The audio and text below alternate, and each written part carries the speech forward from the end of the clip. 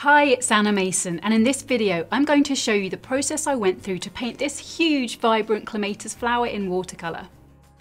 I worked on illustration board and began with a really light pencil drawing, outlining the stamens and major veins, as well as the outside edges of the petals. I began the watercolour work by painting the stamens in a pale watery version of the yellow I could see there, leaving gaps for the very lightest areas which could have been as light as the paper.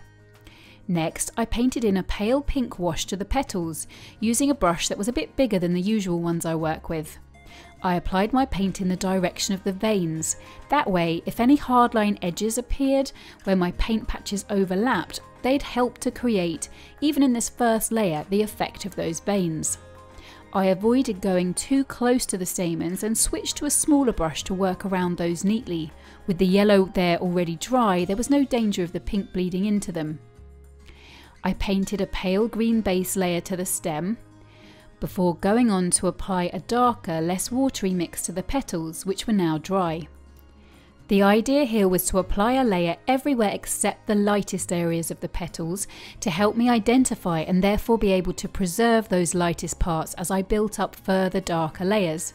And again, by working in the direction of the vein lines, I could start to give the impression of them already. With that layer dry, I painted the darkest crimson colours within the flowers, around the base of the stamens and also to the edges of the petals. Again, I painted in lines to reflect the visual texture I could see to the petals. Then I watered down the mix quite a bit and made it more purple, to apply it along the transition from the darkest colour in towards the lighter parts of the petals, as always working in the direction of the vein lines and working over and into the darkest areas so as to make the transition more graduated. Once that dried, I applied a second layer to those areas.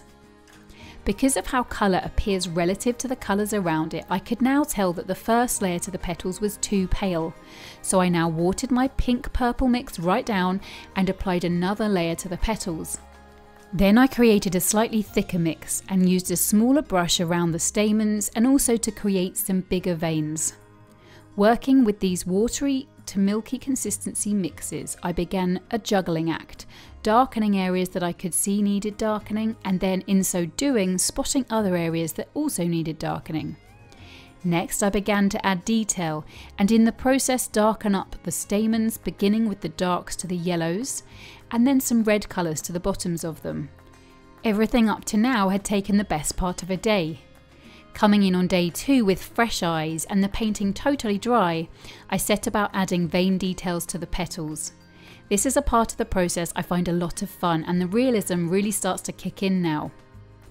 Then, with those in place, I could see I needed to darken the rest of the petals some more. Then I darkened up the stem, and then added more and more and more and more and more details to the petals.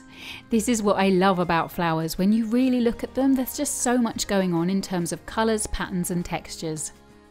Next, I darkened the stem, and then leant in close to do some further darkening and adding of detail to the stamens with a smaller brush, before making a few final tonal adjustments to the petals again, and this 2-day giant flower painting was finished.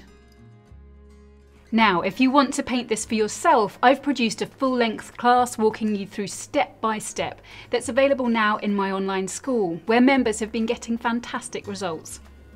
If you've enjoyed this video, please subscribe to my YouTube channel and be sure to share it with any of your arty friends.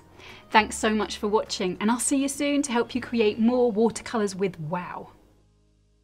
I'm just feeling a bit worried that I've taken things a bit too pink. I mean, what do you think?